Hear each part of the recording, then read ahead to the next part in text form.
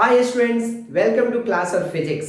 आज हम बात करते हैं कुछ एग्जांपल्स जो न्यूमेरिकल पॉइंट ऑफ व्यू से इंपॉर्टेंट है डायमेंशंस के केस में। एंड आज ही हम बात करेंगे एप्लीकेशन ऑफ डायमेंशन की। तो स्टार्ट करते हैं एक एग्जांपल से। If density rho and acceleration due to gravity g and frequency nu are the basic quantity, find the dimension of force. क्या पूछ रहा है आपसे? तो डायमेंशन ऑफ फोर्स पूछ रहा है। गिवन क्या क्या है? डेंसिटी रो और acceleration due to gravity g and frequency nu. ये सब क्वांटिटीज आपको दिए हुए हैं और इनके टर्म्स में, मींस रो के टर्म्स में, जी के टर्म्स में एंड फ्रीक्वेंसी के टर्म्स में आपको क्या पूछा जा रहा है? तो फोर्स एफ का डायमेंशन पूछा जा रहा है। फिर से सुनिए। If density rho acceleration due to gravity g, small g है, then frequency nu are basic quantity, basic quantities हैं फोर्स के केस में। Find the dimension of force. ये चीजें गिवन है और आपको फाइंड करना है फोर्स का formula in terms of rho g nu. अब देखिए जरा, रो क्या है? डेंसिटी। डेंसिटी का फॉर्मूला क्या होता है? Mass upon volume. डायमेंशन क्या होगा? मास को मेजर डिनोट करते हैं कैपिटल एम से और वॉल्यूम रिप्रेजेंट होगा length breadth into height, means L cube से। तो ये कितना हो जाएगा? एम एल क्यूब माइनस का, नीचे से एल ऊपर चला गया तो एम एल माइनस 3 से। जी एक्सेलरेशन है, ग्रेविटेशनल एक्सेलरेशन, किसी भी तरह का एक्सेलरेशन हो, मैंने क्या कहा था? एल टी माइनस 2 होगा मीटर पर second square, velocity divide by time, ठीक है, वो एल टी माइनस 2 हो गया। और यहां से रो देखें तो रो क्या क्या होता है?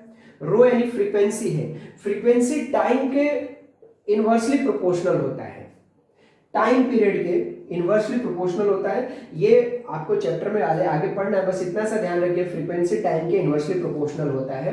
तो ये इसको टी को अगर ऊपर लेके जाते हैं तो कितना हो जाएगा? -1। तो फ्रीक्वेंसी की वैल्यू हमारे को फाइंड आउट हो गई। अब फाइंड क्या करना है? फोर्स। फोर्स क्या होता है? फोर्स का डायमेंशन क्या होता है? M L T minus 2, mass into acceleration, mass into acceleration. अब एम को, एल को, टी को एलिमिनेट करके किसके टर्म में लिखना है? रो जी और न्यू के टर्म्स में लिखना है। ठीक है, कैसे करेंगे एलिमिनेट? तो देखो, सबसे पहले हम इस वाले को देखते हैं, यहां से देख रहे हैं। तो यहां से देखेंगे तो रो इक्वल्स टू क्या है? एम एल माइनस 3 है। यहां से एम को एलिमिनेट करो, तो एम को आपने एलिमिनेट किया तो कितना आया? रो बाई एल, ये इधर चला गया तो डिवीजन में आया रो बाई माइनस एल क्यूब, ये इधर चला गया तो डिवीजन में आ गया। एल क्यूब का मतलब क्या हो गया? इसको जरा सॉल्व आउट कर लेते हैं। तो एल क्यूब का मतलब हो गया कि एल क्यूब माइनस का ऊपर जाएगा तो एल ऐसे क्यूब में हो गया। दूसरा देखिए, इक्वेशन फर्स्ट मान लीजिए इसको। दूसरा, जी से एल को एलिमिनेट करिए, जी से एल को एलिमिनेट करिए तो जी इक्वल्स टू कितना हो जाएगा बेटा? तो जी इक्वल्स टू हो जाएगा, ये टी नीचे में डिवीजन में आ जाएगा तो एल को एलिमिनेट करना है ना, तो एल इक्वल्स टू, मतलब सेकंड पार्ट से हम यहां से देख रहे हैं, तो L equals to g upon T minus 2 हो गया। जरा इसको ऊपर ले जाओ तो जी टी स्क्वायर हो गया। ठीक है, अब टी स्क्वायर है और यहां पे वैल्यू कितनी है? टी माइनस 1 है, टी माइनस 1 है, हमारे को इसके टर्म्स में लाना है वैल्यू। ठीक है, तो टी को अगर 1 upon T equals to nu होता है तो टी इक्वल्स टू कितना हो जाएगा यहां से? तो टी इक्वल्स टू हो जाएगा, ये इधर ले जाओ और इसको इधर ले आओ तो 1 अपॉन न्यू हो जाएगा। अब 1 अपॉन न्यू टी की वैल्यू है तो यहां कितना है? टी स्क्वायर है, तो मैं जरा इसको एलिमिनेट कर देता हूं। तो टी स्क्वायर को एलिमिनेट करूं तो क्या पुट करूंगा? तो टी की जगह पे न्यू पुट कर दिया। न्यू का मतलब फ्रीक्वेंसी से होता है, एफ से होता है, न्यू बोलते हैं इसको। अब इसकी वैल्यू क्या है? स्क्वायर में हो गई। ठीक, अब इसको जरा सॉल्व करो तो जी और इसको ऊपर ले जाऊंगा तो टी माइनस 2 हो जाएगा। ठीक है, कल परसों भी बताया था, ये टी माइनस 2 हो गया। ये किसकी वैल्यू आई है? एल की वैल्यू आई है। ठीक है, तो हमने टी निकाल लिया है बेटा, हमने एल निकाल लिया है। और हमने एम भी निकाल लिया है, लेकिन एम में एक समस्या है, अभी भी इसमें एल बचा हुआ है। तो एल रिमूव कर दीजिए, इस वैल्यू को यहाँ पुट कर दीजिए, तो पूरा का पूरा एम एल टी गायब हो जाएगा। तो रो और एल क्यूब है, तो जरा इसको पुट कर दीजिए, तो जी वी माइनस टू का पावर क्यूब, पूरी की पूरी चीज यहां से एलिमिनेट हो गई है। अब यहां पुट कर दीजिए सारी वैल्यूज को, ठीक है। तो मैं यहां पे पुट करता हूं, where is my duster, where is duster, duster is gone. तो यहां से हम कुछ चीजों को एलिमिनेट करते हैं।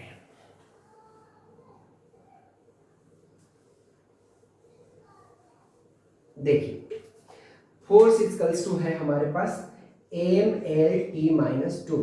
अब फोर्स की वैल्यू में एम की जगह पे मैं क्या पुट करूं, तो rho g v minus two के पावर क्यूब है, और एल एल की जगह पे हमने पुट किया into g v minus two, बी नहीं न्यू बोलते हैं इसको, न्यू माइनस टू, और टी के पावर माइनस क्यूब की जगह पे टी की वैल्यू मेरी कितनी आई है, तो वन अपॉन न्यू आई है। इसको ऐसे भी लिख सकते हैं, T equals to nu minus one, one upon nu को ऐसे लिख सकते हैं, तो ये हो गया माइनस वन टी की वैल्यू, और इसके भी पावर कितना है, माइनस टू है, ठीक है।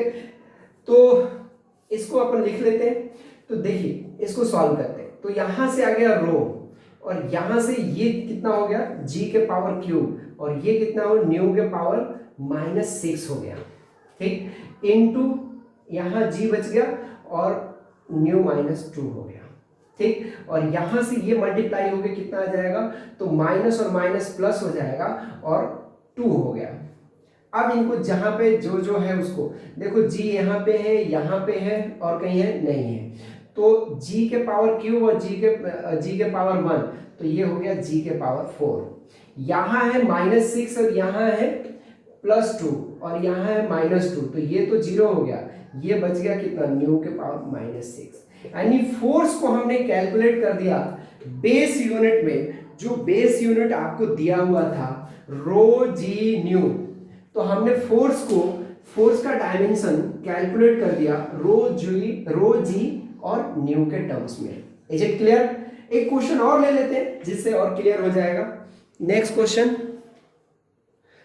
सो next question is if velocity of light c, if यहां दे रखा है आपको कि if velocity of light c, acceleration due to gravity g, atmospheric pressure rho are the fundamental base unit, then find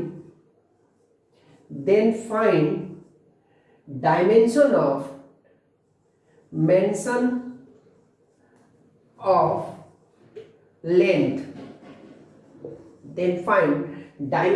length, आपको लेंथ का dimension find out करना है इन टर्म्स ऑफ सी जी रो, इनके टर्म्स में आपको लेंथ का डायमेंशन फाइंड आउट करना है। तो देखो भाई, सबसे पहले इन सबका लिख लीजिए, वेलोसिटी ऑफ लाइट सी है, किसी भी तरह का वेलोसिटी हो उसका डायमेंशन कितना होता है, तो लास्ट टाइम अपन ने डिस्कस किया था, कोई भी वेलोसिटी हो, distance upon time means L T minus one हो गया। दूसरा है एक्सेलरेशन ड्यू टू ग्रेविटी जी, किसी भी तरह का एक्सेलरेशन हो, डायमेंशन क्या होगा, एल टी माइनस टू, ठीक है। और प्रेशर पी, प्रेशर का क्या होता है, तो प्रेशर का होता है force upon area, force upon area. अब एटमॉस्फेरिक प्रेशर है तो भी यही होगा, फोर्स का कितना होता है, M L T minus two, area का क्या होता है, एल स्क्वायर, जरा डिवाइड करिए, तो एम एक एल से एक एल कैंसिल आउट हो गया, M L minus one T minus two, एक एल ऊपर चला गया तो minus one T minus two, ये हो गया हमारा पी। अब आपसे पूछ क्या रहा है, unit dimension of length, length का डायमेंशन पूछा जा रहा है आपसे। अब इसमें किस सी जी और प्रेशर के टर्म्स में आपको निकालना है। देखो भाई, ये और ये तो समझ में आ रहा है, एल और टी है, इनको तो हम इजीली रिमूव कर सकते हैं, एल को यहां से रिमूव कर दें, टी को यहां से रिमूव कर दे, इसी टी को यहां से कर दे रिमूव, तो कुछ बात बनेगी, ठीक है। लेकिन एम को कैसे करेंगे, एम की तो एक ही क्वांटिटी यहाँ पे आई हुई है और लेंथ एम के फॉर्म में होता भी नहीं है, लेंथ के फॉर्म में लेंथ ही होता है। ये किससे रिप्रेजेंट होता है, तो एल से होता है लेंथ के लिए, लेंथ के लिए। तो लेंथ निकालना पड़ेगा यहाँ से, कैसे निकलेगा, तो इसमें दिमाग ये है कि जरा सी बाई जी करते हैं अपन, सी बाई जी करें तो सी बाई जी का मतलब हो गया कि एल टी माइनस वन और डिवाइड बाई जी कितना होगा, एल टी माइनस टू। ठीक है, अब मुझे एक एल बचाना है, एक एल बचाना है और एक एल बचना चाहिए और टी टी से कैंसिल हो जाना चाहिए और एक एल से करना। तो मैंने कहा यार इसको स्क्वायर कर दो, ये स्क्वायर कब होगा, जब इसका स्क्वायर कर दिया जाए। ठीक है, तो एक इसका स्क्वायर कर दिया हमने, सी का स्क्वायर किया तो इस वैल्यू को स्क्वायर कर दिया, डिवाइड बाई ये हो गया।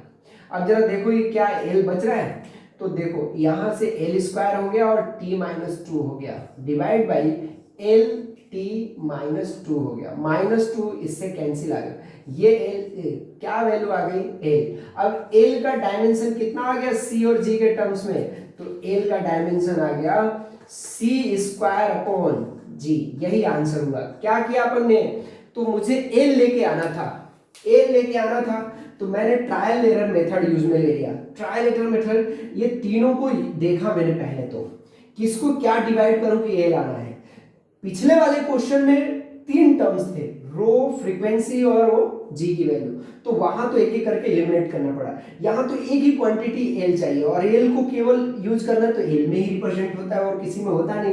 पहले वाले में था M L T minus two, force वाले के लिए, तो ये तीनों को एलिमिनेट करना था, इसलिए वो तीनों यूज में। यहाँ सिर्फ एल ही चाहिए, तो मैंने दो क्वांटिटी को यूज में लिया और उसमें से टी स्क्वायर को गायब करके देखा कि एल बचना चाहिए, तो उसके लिए सी स्क्वायर डिवाइड बाई जी कर दिया।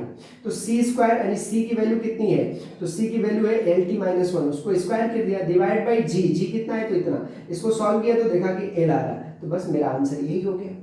तो ये हो गया कुछ numericals on the dimensional method पे। अब एप्लीकेशन ऑफ डायमेंशन की बात कर लेते हैं।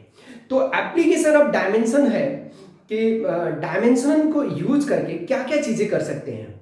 तो देखिए मैंने लास्ट टाइम भी यही कहा था कि अगर डायमेंशन आपको बहुत अच्छे से आता है तो फिजिक्स के कोई भी न्यूमेरिकल कोई भी फॉर्मूला आप डिराइव कर सकते हैं, कोई भी फॉर्मूला आप चेक कर सकते हैं, आप एक सिस्टम से दूसरे सिस्टम में कन्वर्जन कर सकते हैं। जैसे सीजीएस सिस्टम में कोई वैल्यू है और आपको एसआई सिस्टम में कन्वर्ट करना है तो आप डायमेंशनल मेथड से उसको कन्वर्जन कर सकते हैं। जैसे मान लीजिए मैंने कहूँ कि 5 ग्राम कोई सामान है, उसको सीजीएस में है, 5 ग्राम है तो सीजीएस में है, ये तो बात समझ में आ गई। अब इसको एसआई में करके दिखाइए तो आप इजीली कन्वर्ट कर सकते हैं यूजिंग डायमेंशन मेथड। तो हम स्टार्ट करते हैं एप्लीकेशन ऑफ डायमेंशन। तो हेडलाइन डाल दीजिए application of dimension, conversion of one system unit to another system. तो देखिए इसके लिए मैं फर्स्ट दिन जो मेथड यूज में लिया था उसको फिर से आपको बताता हूं। Q इक्वल्स टू हमने एक फॉर्मूला डिराइव किया था, N1U1 इक्वल्स टू N2U2। आपको एक ध्यान दिलाता हूं, मैंगो मैंने एक फिजिकल क्वांटिटी लिया था, उसमें लिखा था कि 5 kg है, तो इसको अगर ग्राम में लिखना होगा तो आप क्या लिखेंगे 5000 ग्राम में। अब ये 5 kg किस में है, एसआई में, और ये किस में हो गया सीजीएस में। कन्वर्जन हो रहा है ना। अब इसी चीज को हम मैथमेटिकली कैसे लिखेंगे, तो देखो N1 मींस इसी चीज का N1U1, N1 क्या है नंबर और U1 क्या है यूनिट, वन सिस्टम में नंबर और यूनिट, और N2U2 दूसरे सिस्टम में नंबर और यूनिट का प्रोडक्ट इक्वल होता है, क्योंकि नंबर और ये भी हमने कहा था कि N inversely proportional to unit होता है। अगर यूनिट बड़ा है केजी में है तो नंबर कितना होगा, छोटा होगा, यानी 5 है, और जैसे ही यूनिट छोटा होगा ग्राम में तो नंबर क्या हो गया, बढ़ गया, यानी 5000 हो गया। ये बात हम ऑलरेडी कर चुके हैं। तो यहां से एक बात समझ में आई कि जैसे मान लीजिए कोई यूनिट दिया हुआ है, कोई यूनिट है दिया हुआ और दूसरे यूनिट को आपको कैलकुलेट करना है। तो सपोज करते हैं कि एक यूनिट U1 है और उसका डायमेंशन आपको दिया हुआ है, तो उसका डायमेंशन ऐसे दिया हुआ है M1 के पावर A, L1 के पावर B और T1 के पावर C, ऐसा उसका डायमेंशन। दूसरे यूनिट जो U2 है उसका भी डायमेंशन दिया हुआ है m2 के पावर ए बी सी तो सेम ही होगा क्योंकि एक ही फिजिकल क्वांटिटी का है, तो उसको सेम रखता हूं, केवल नाम अलग कर देता हूं, L2 के पावर B और T2 के पावर C। फिजिकल क्वांटिटी एक ही है तो U1 U2, अब U2 है इसलिए M2 L2 T2 लिख दिया, ये U1 है इसलिए इनको इस टर्म में लिखा। पावर सेम रखा क्योंकि फिजिकल क्वांटिटी एक ही है। डायमेंशन क्या रिप्रेजेंट करता है, तो amount of physical quantity, physical quantity का डायमेंशन डायमेंशनल फॉर्मूला रिप्रेजेंट करता है, तो क्वांटिटी सेम है इसलिए एबीसी की वैल्यू दोनों में सेम है। अब इनमें जरा पुट कर दीजिए, किसमें, इस फॉर्मूले में इनको पुट कीजिए, तो यहाँ n1 है, ठीक है, और u1 की जगह पे ये पूरी वैल्यू पुट करिए, m1 के पावर a, l1 के पावर b एंड t1 के पावर c पुट कर दिया, इक्वल्स टू यहाँ पे n2 और u2 की जगह पे हमने पुट कर दिया m2 के पावर a, L2 के पावर B एंड T2 के पावर C। इस तरह से हमने पुट कर दी इनकी वैल्यूज। अब इसमें फर्स्ट सिस्टम में जो वैल्यू थी ना उसका नंबर दिया हुआ है, जैसे मान लो 5 kg दिया हुआ था, आपको कन्वर्ट करना था ग्राम में, तो 5 दिया हुआ है और kg दिया हुआ है, तो फर्स्ट यूनिट का जो नंबर n1 दिया हुआ है आपको n2 निकालना है। तो बेसिक मेथड है, n2 निकालना है तो उसके प्रोडक्ट में जो भी वैल्यू होगी वो इसके डिवीजन में आ जाएगी, तो n2 इक्वल्स टू कितना होगा, ये पूरे के पूरे को किस में लाके इसके डिवीजन में डाल दो, तो n1 और ऊपर वाली वैल्यू कितनी है m1 a1 l1 b t1 c divide by m2 a l2 b t2 c। इस तरह से डिवीजन में हो गया। अब इसको थोड़ा सा और जनरलाइज फॉर्म में लिख दो, n2 equals to n1, m1 के साथ m1 को, मास के साथ मास को रख दो, क्यों, क्योंकि पावर दोनों का सेम है, तो पावर हो गया एक। फिर दूसरे के साथ प्रोडक्ट में रखिए L1 divide by L2 power B, और फिर है T1 डिवाइड बाई T2 और इसका पावर कितना है C। इस तरह से एक हम फॉर्मूला डिराइव कर दिए कि अगर दूसरे सिस्टम का नंबर कैलकुलेट करना है तो पहले सिस्टम का नंबर इनटू दोनों मास का रेशियो पावर A, दोनों लेंथ का रेशियो पावर B, दोनों टाइम का रेशियो इन पावर C। इस तरह से ये फॉर्मूला डिराइव हो गया किसी भी वन सिस्टम से अनदर सिस्टम में कन्वर्जन के लिए। एक न्यूमेरिकल देख लेते हैं जिससे ये टॉपिक और क्लियर हो जाएगा। अब क्वेश्चन है कि कन्वर्ट 1 जूल इनटू अर्ज। अर्ज किसका है, तो जूल का ही सीजीएस सिस्टम में है, ये सीजीएस है, सीजीएस, ये सीजीएस सिस्टम में है। और इधर 1 जूल, जूल किस में है, तो जूल है एसआई में, एसआई को सीजीएस में कन्वर्जन कर रहा है, एसआई को सीजीएस में कन्वर्जन करना है। 1 जूल हाउ मेनी अर्ज, फिर से सुनिए, कन्वर्ट क्या करना है, 1 जूल हाउ मेनी या how much in erg, how many SI unit of 1 joule in erg, erg mean CGS system में 1 जूल एसआई यूनिट का सीजीएस में कितना होगा, ये आपको कैलकुलेट करके लाना है। अब करना क्या है, तो जूल समझ में आ रहा है, तो जूल किसका होता है बेटा, तो जूल होता है वर्क का, जूल वर्क का होता है, फिर एनर्जी का भी कह सकते हैं, एनर्जी का भी होता है, वर्क है तो एनर्जी है। तो इनका डायमेंशन क्या होता है, वर्क का डायमेंशन कितना होता है, डायमेंशनल फॉर्मूला, तो आप कहेंगे सर ये फोर्स इनटू डिस्प्लेसमेंट होता है, और फोर्स का होता है सर mlt-2, और सर डिस्प्लेसमेंट का l, तो फाइनली ये कितना हो गया, तो ये हो गया ml²t-2। ये डायमेंशन कैलकुलेट होके हमारे पास आ गया। ठीक, अब बात करते हैं यहां से कि जब ये डायमेंशन आ गया तो यहां से ए बी सी डी आ गया, देखो ए आ गया, बी आ गया और सी आ गया, जो हमारे को यूज में लेना था अभी n1 u1 और इक्वल्स टू n2 u2 में हमने m1 l1 और t1 मानेंगे, उसके पावर abc मानते हैं, ठीक है, और उसके साथ n1 रखते हैं, और इधर क्या रखते हैं n2, और उसके साथ दूसरा m2a l2b और t2c।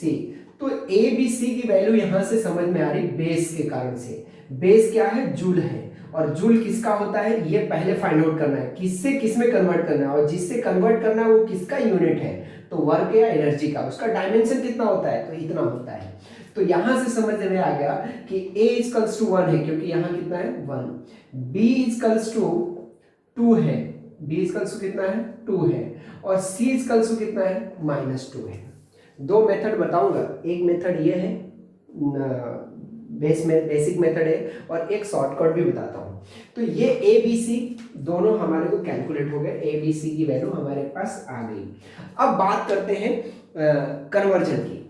तो कन्वर्जन में क्या करना है कि एक तरफ एसआई यूनिट लिखिए, एक तरफ आपने एसआई लिख दिया और दूसरी तरफ सीजीएस लिख दिया, सीजीएस लिख दिया। अब एसआई जब भी डिफाइन होता है, एसआई में मास जब भी डिफाइन होता है 1 केजी से डिफाइन होता है। याद रखिए हमेशा मास किससे डिफाइन होता है 1 केजी से, लेंथ हमेशा 1 मीटर से डिफाइन होता है, और टाइम 1 सेकेंड से डिफाइन होता है। ठीक है, ऐसे ही सीजीएस में मास जो होता है वो 1 ग्राम से डिफाइन होता है, और लेंथ किससे, तो लेंथ डिफाइन होता है L2 1 सेंटीमीटर से, और टाइम T2 जो होता है 1 सेकेंड से, सेकेंड दोनों में बराबर होते हैं।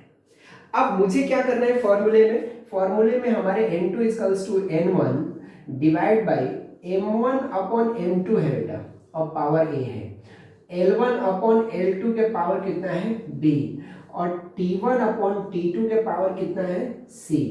तो देखो A B C तो यहाँ पे आया हुआ है, N1 1 जूल दे रखा है, तो 1 क्या है, ये N1 की वैल्यू है, N2 मुझे निकालना है। अब इन मासेस का रेशियो, लेंथ का रेशियो और टाइम का रेशियो लेना है मुझे। इधर केजी है और इधर ग्राम है, ऊपर में केजी और नीचे में ग्राम, क्या कैंसल आउट होगा, KG divide by gram cancel out होगा क्या, नहीं होगा। क्या करना पड़ेगा, केजी को भी ग्राम में कन्वर्जन करना पड़ेगा।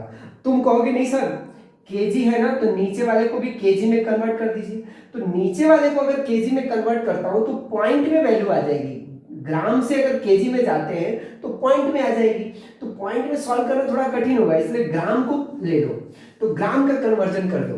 तो केजी को ग्राम में कन्वर्ट करेंगे तो कितना लिखना पड़ेगा 1000 ग्राम, और इसको किस में सेंटीमीटर में कन्वर्ट कर दो, तो 100 सेंटीमीटर 1 मीटर और 1 सेकेंड हो गया। अब इन वैल्यूज को कन्वर्ट हो गया है, रख दो यहाँ पे, N2 equals to N1 1 joule है, मास अब ग्राम में आ चुका है तो 1000 ग्राम, और डिवाइड बाई इधर N2 का मास कितना है 1 ग्राम है, ग्राम ग्राम कैंसिल आउट हो जाएगा, और इसके पावर A की वैल्यू कितनी है 1। फिर दूसरा है L1 अपॉन L2, L1 कितना है 100 सेंटीमीटर, और यहाँ 1 सेंटीमीटर के पावर कितना है 2 हो गया, और फिर 1 अपॉन 1 के पावर कितना है -2 है।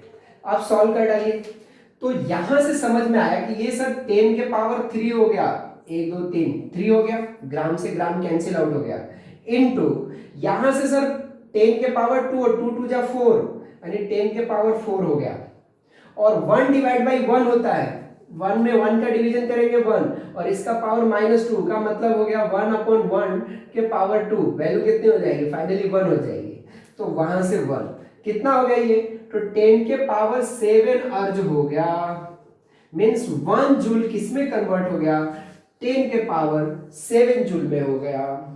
करना क्या था, बस डायमेंशन लिखने थे, डायमेंशन से ए बी सी डी आ गया, फिर दोनों को इक्वेट करने थे, एसआई को सीजीएस से, और दोनों यूनिट को सेम लाने थे, केजी को ग्राम से, मीटर को सेंटीमीटर और सेकंड को मीटर, फिर डिवीजन करना था, सॉल्व करना था, आंसर आ गया। एक शॉर्टकट मेथड है, वो कौन सा है तो देख लो। अगर ऑब्जेक्टिव क्वेश्चन है और आपको केवल आंसर लिखने हैं तो शॉर्टकट चलेगा। अब क्या था आपके पास 1 जूल कन्वर्ट करना था ERG में, कितने ERG के बराबर होगा, ठीक है ना, ये क्वेश्चन मार्क है। अब 1 जूल ये N1 ये U1 ये N2 ये U2 आपके पास है, ये SI है और ये क्या है CGS है, ठीक है। तो अगर मैं जूल को थोड़ा उसमें लिखूं, जूल क्या होता है वर्क का होता है, वर्क क्या होता है, तो वर्क होता है फोर्स इनटू डिस्प्लेसमेंट, ठीक है। तो फोर्स इंटू डिस्प्लेसमेंट का अगर मैं यूनिट बनाऊं तो कितना बनाऊंगा, 1 kg, और 1 kg force mass into acceleration होता है।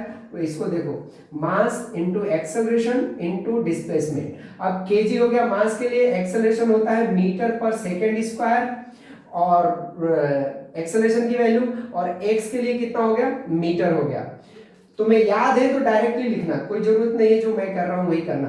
तो डायरेक्टली लिखोगे तो कितना लिखोगे, 1 kg मीटर स्क्वायर पर सेकेंड स्क्वायर, ये यूनिट हो गया एसआई में।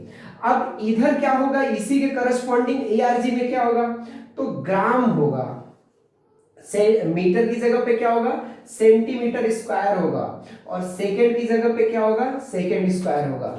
लेकिन वन है, ग्राम को अगर मैं केजी को ग्राम में बदलूं तो कितना होगा, 1000 लिखना पड़ेगा, ठीक है, 1000 ग्राम लिखना पड़ेगा। इसको थोड़ा सा एलोबरेट ऐसे करते हैं, 1000 ग्राम लिखना पड़ेगा, तभी तो इसके इक्वल होगा ये। अगर केजी को मैं करूं तो इतना होगा, ये हो गया। दूसरा, मीटर को सेंटीमीटर में कन्वर्ट करना है तो कितना करना पड़ेगा, 100 सेंटीमीटर, और उसका भी स्क्वायर है तो square centimetre square, divide by second, second तो सेकेंड स्क्वायर रहने दो। अब इसको सॉल्व कर लो तो समझ में आएगा कि 1 kg मीटर स्क्वायर पर second square is equal to किसके बने, तो ये और ये मिला लो तो देखो 10 के पावर 3 और 10 के पावर 4, 10 के पावर 7 हो गया किसके, मीटर सेंटीमीटर स्क्वायर पर सेकेंड स्क्वायर। तो डायरेक्ट आप यूनिट से भी इसको सॉल्व कर सकते हो। करना क्या था कि पहले में जो यूनिट दी हुई है, ये यूनिट दिया हुआ था, इसका मैंने ऐसा यूनिट लिख लिया और उसको कन्वर्ट कर दिया। केजी को अगर ग्राम में करवाओ तो 1000 से मल्टीप्लाई करना पड़ेगा, 1000 से। मीटर को सेंटीमीटर स्क्वायर से कन्वर्ट करना है तो 100 सेंटीमीटर, और स्क्वायर है इसलिए स्क्वायर दे दिया, सेंटीमीटर स्क्वायर। सेकंड को सेकंड से, अब इनको देख लिया तो 10 के पावर 7 आ गया। इस तरह से conversion of one system to another system हम कर सकते हैं। कुछ और एग्जांपल इस पे हम क्लास में और डिस्कस करेंगे। नेक्स्ट क्लास हम देखेंगे कि किसी भी फॉर्मूले का डेरिवेशन डायमेंशनल मेथड से कैसे होता है। Thank you.